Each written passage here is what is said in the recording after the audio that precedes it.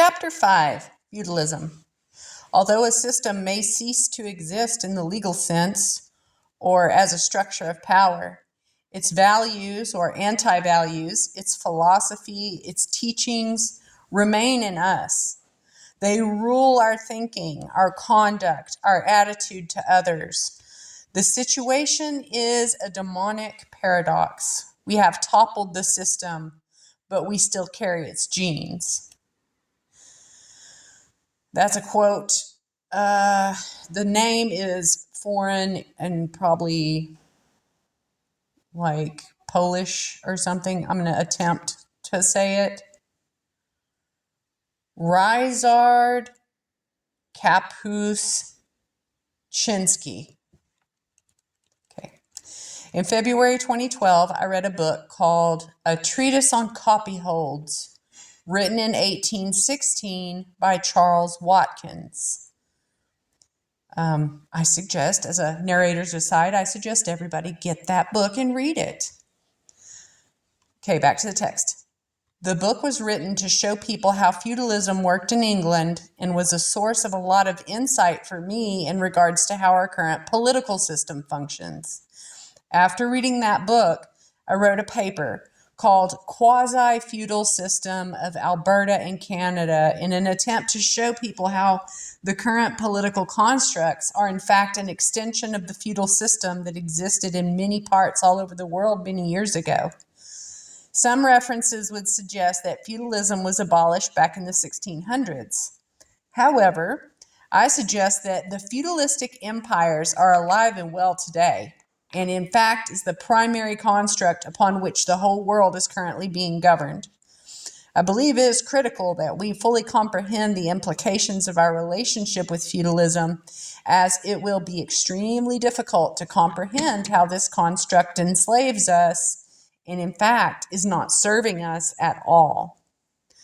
The problem that I faced in the past was in regards to the terminology of the feudal system. There are so many old archaic terms and concepts to learn, which makes it difficult to wrap one's mind around a concept when the reader struggles with comprehension of the terms being used. From a very basic level, feudalism was a way for people to rally around a king for protection. The reason it became so popular was that there were roving bands of thugs that would come along and steal wood, food, women, gold, etc. The poor people on the land did not have the resources to defend themselves against such aggression. Narrator's aside, nothing's changed. Their solution was to approach the wealthy individuals in their communities and ask them for protection. After all, they had the wealth and could pay for an army to protect them. The thugs didn't bother the wealthy much because they had the resources to defend themselves. The wealthy agreed to this arrangement and in turn asked for the services and land from the poor in exchange for this protection. Narrators aside, this type of thing worked out real well for the wealthy. And so, it would be pretty easy to imagine these same wealthy people going ahead and putting the thugs on retainer and just send them around to beat up on anybody that these wealthy people felt like taking money from themselves. I mean, that would be a really easy thing to do, right? Yeah, okay, back to the text. This is by far the whole idea behind the intent of countries or nations of today. Most people just want to be safe so they can live their lives. Because of that, they're willing to surrender certain rights, property, or even pay money and other resources in order to obtain that safety through benefits and privileges. Back in the day, just as today, the wealthy had different ideas about what this meant to them. There's a huge gap between the intent of those who are looking for protection and those who provide the protection, quote unquote protection. The kings of the day wanted more than just land and resources. They viewed any individuals approaching them for protection as weak and inferior. So they demanded that they commit themselves fully to their empire. They demanded loyalty and obedience in exchange for protection. They were treated like children or even slaves. After all, if one cannot protect themselves after all, if one cannot protect themselves, then one is completely dependent, just like a child is with a parent. Children and slaves are typically those individuals who are dependent upon others for the basic necessities of life. Some are by choice, others by force. Either way, the results are the same. We were warned about the consequences of feudalism, but the people chose to be governed by a king anyway. In Scripture, 1 Samuel 8 outlines this choice very clearly. But the thing displeased Samuel when they said, "Give us a king to judge us."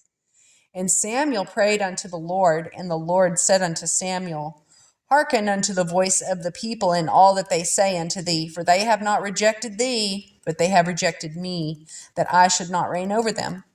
And Samuel told all the words of the Lord unto the people that asked of him a king. And he said, "This will be the manner of the king that shall reign over you.